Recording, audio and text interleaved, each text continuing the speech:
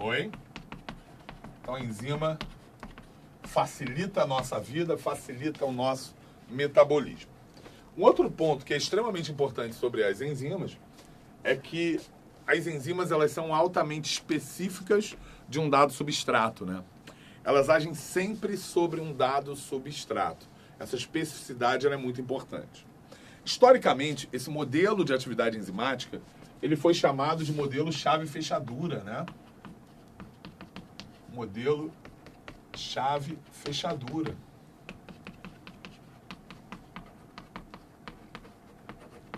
Por que isso? Ele comparava, ó, a enzima a uma chave que só vai se ligar a uma fechadura específica. Então tá aqui uma enzima. Então aqui dois possíveis substratos dessa enzima. E, Odinha, esse substrato não liga, eu sei. Agora esse aqui liga. Forma o complexo ativado ou complexo enzima-substrato. E aí daqui ela está liberando os produtos. Então a enzima ela está se ligando a um substrato. Está formando o complexo enzima-substrato. E se libera a enzima. Que observa, ó, a enzima está inalterada, né? O princípio básico do catalisador é esse. Ele acelera a reação, mas ele não se altera.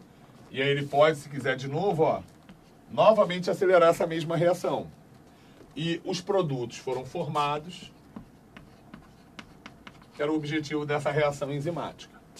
Embora esse mecanismo, né, esse modelo de reconhecimento químico, ele seja chamado de chave-fechadura, né, e no vestibular eu continuo observando assim, atualmente esse modelo é considerado ultrapassado, o modelo chave-fechadura. Porque o modelo hoje, ele está mais para o modelo mão e luva do que chave-fechadura. Porque, na verdade, o sítio ativo da enzima, e a enzima como um todo, ela se modela ao substrato na medida em que ela liga com ele. Você consegue imaginar uma mão assim, uma luva, que se você olha para a luva, né, que está toda embolada, você não vê o formato da mão ali. Agora, na medida em que você vai vestindo essa luva, você vê que ela vai assumindo o formato da sua mão. Então, o modelo da enzima, da atividade da enzima, não é um modelo tão rígido quanto é o de uma chave e uma fechadura. Ele permite que a enzima ela se contorne ali, né, ela se ajuste ao substrato ao qual ela está se encaixando. Então é mais um modelo luva-mão do que chave-fechadura. Mas, como eu disse, para o vestibular, chave-fechadura eu acho que ainda pode ser aceito para você entender o quê? Que as enzimas são específicas de um dado substrato. Beleza? Saindo da frente para o print, fala aí, Rafinha, se tem dúvida até aí. Tem sim. Mano, Rafinha chegou, né? Fala com eles aí. E aí, pessoal, tô meio mal hoje, mas vamos lá. Pô, Rafinha tá sempre doente, né, cara? Pô, nem fala, cara. Que isso, hein, cara? Vou Hoje é dia de rei. falar com a Luciana, hein, que é... Tá, tem que dar um jeito aí, você. Tem que dar um jeito, né? Ó, a pergunta da Laís é: como ocorre o processo de desnaturação da ureia por meio reversível? Desnaturação da ureia? Estranho, né? Rafa, tu consegue dizer isso? Porque, olha só, ureia, Rafinha, não tô entendendo, não. Por que eu não tô entendendo? Ureia não é uma enzima, ureia não é uma proteína. Ureia, se você quiser que eu te diga, você tem a molécula de ureia, Rafa, é isso aqui, ó. CNH2, NH2 dupla O. Isso aqui é uma ureia, tá bom, Rafa? Então, desnaturar a ureia, não entendo, não. Como é que isso pode acontecer? Porque, observa, a ureia não é um aminoácido, a ureia, porque não tem a carboxiliamina, e a ureia claramente não é uma proteína. Desnaturação é um termo que a gente usa mais para proteína e para ácido nucleico, tá? Para DNA, quando rompe as ligações de hidrogênio. Então aqui foi mal. Mas manda aí. O Gustavo perguntou: após a desnaturação da proteína, ela perde todas as suas funções ou ela adquire outras? Não, Gustavo. A gente vai chegar ainda na desnaturação, tá? Mas já te adianto que a desnaturação é perder o formato, cara. Quando ela perde o formato, ela perde a função. Seria muita coincidência, imagina, né? Imagina, sério que louco. Deixa eu ver. Não tô com a chave. Ia pegar a chave do meu carro, mas não tô com a chave aqui. Se eu pego a chave do meu carro, eu, vou com um maçarico, derreto a chave do meu carro, e aí depois eu boto na porta do teu carro e ela abre a porta do teu carro. Concorda que é meio viagem, né? É meio viagem. Mas isso poderia acontecer. Mas tem a chance de 1 em 1 bilhão de acontecer. Então, ela não assume outras funções. Quando uma enzima ou uma proteína desnatura, ela perde o seu formato, ela perde a sua função. Entendeu? Já rolou print, né? Já. Tá. Mais alguma dúvida aí?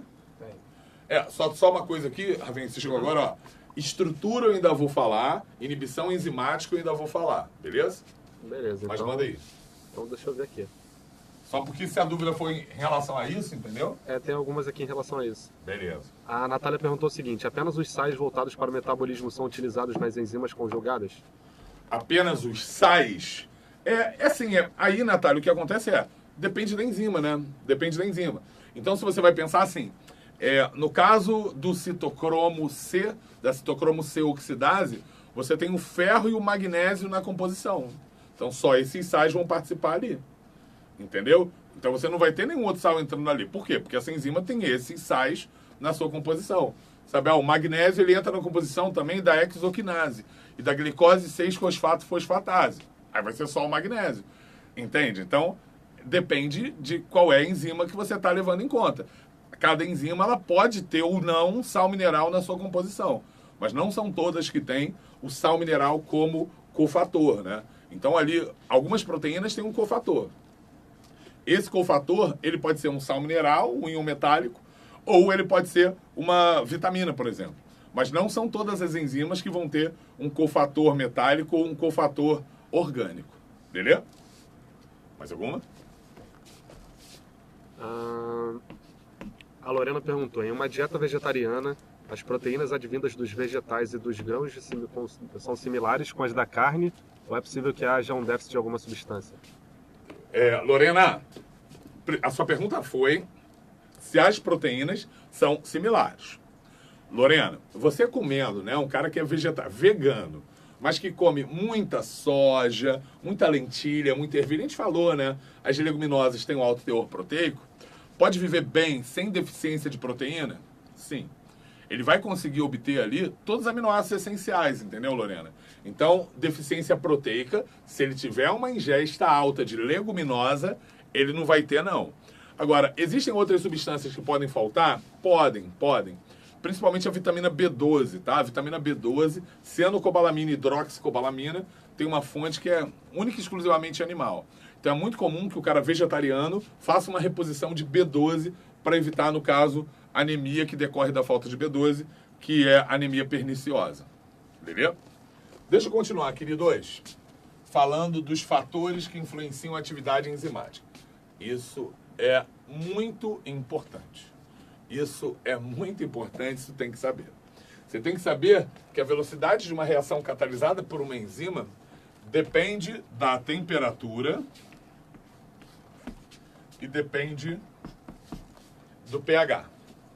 E que a velocidade também da reação depende da concentração de substrato. Foi? Como é que ela varia em função da temperatura do pH? Toda enzima vai ter um pH ótimo de trabalho. E toda enzima vai ter uma temperatura ótima para poder trabalhar.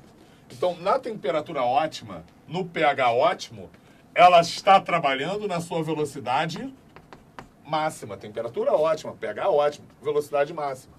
Agora, se a temperatura estiver menor, a atividade vai estar menor. Menor. Maior do que o ótimo, menor. Maior. Então, a curva ela fica claramente assim.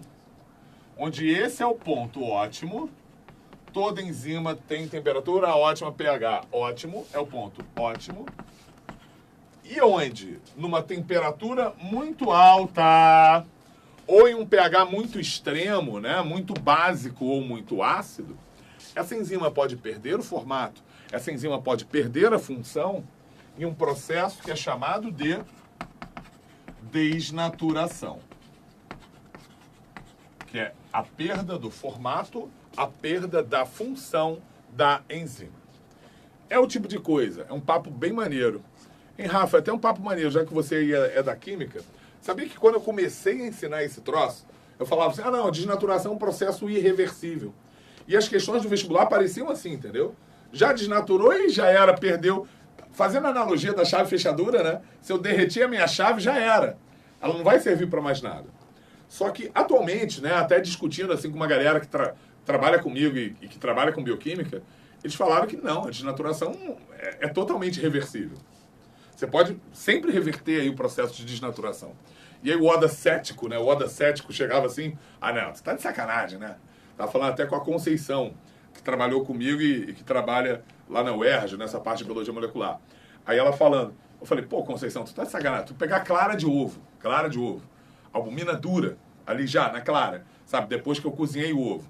Se eu pego aquela albumina dura do ovo cozido, eu consigo devolver a albumina para aquele estágio catarrento do ovo cru?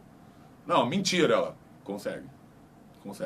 Falou que em laboratório, sabe, você vai botar ali um tratamento adequado, pH, pâncreas e tal, shakerzinho, mexendo não sei quantas horas e vai voltar pro estágio original. Acho maneiro isso, né? Até para mostrar o quê? Que, pô, 10 anos atrás eu falava, desnaturação é irreversível. Mas hoje a gente sabe que a desnaturação pode ser reversível. Embora, em alguns casos, isso não mude muito, não. Para biologia, isso não mude muito, não. Porque tenta acompanhar com Oda, ó. Odinha, o que é pior? Eu ter uma febre de 38 graus por um ano ou eu ter 5 minutos com uma febre de 45? Pô, 5 minutos com uma febre de 45. Porque 5 minutos com uma febre de 45 tão alta, você pode desnaturar as enzimas do cérebro e aí já era, maluco. Você vai ter ali, né, uma crise, né, convulsiva, você vai morrer. Oda, mas você não falou que essa enzima poderia voltar ao normal? Poderia renaturar? Até pode, mas você já vai estar morto. Né? Não vai adiantar de nada. Né? Então, em alguns casos, por mais que a renaturação seja possível, sabe, ela não vai ser viável, né? Na prática, ela não vai acontecer. Tá? Mas só estou dizendo que a renaturação é algo que existe. Tá bom? E como é que fica o gráfico em função da concentração de substrato? Também bastante importante. Opa! Quanto maior a concentração do substrato da enzima, mais ela trabalha. Mais substrato, mais ela trabalha. Mais substrato, mais ela trabalha. Só que chega uma hora, que toda chave está ligada à fechadura. Se toda chave está ligada à fechadura, não adianta botar mais chave, que não vai ter fechadura livre ali, entendeu? Então o gráfico que representa, né, a velocidade da enzima em função da concentração do substrato é esse aqui. Onde chega uma dada concentração de substrato, em que toda a enzima já está trabalhando, a velocidade máxima ela foi alcançada, e essa concentração, né, esse ponto, é o chamado ponto de saturação. Sendo esse conceito de saturação amplamente utilizado em biologia, né? Saturou o quê? Chegou no limite máximo. Mas, Oda, e se eu quiser aumentar a velocidade? Eu posso botar mais enzima, né?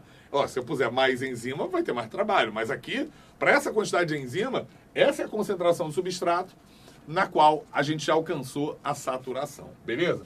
E nesse gráfico, gente, tem algo que é bem utilizado em cinética enzimática, que é o ponto no qual a gente alcança a velocidade máxima sobre 2.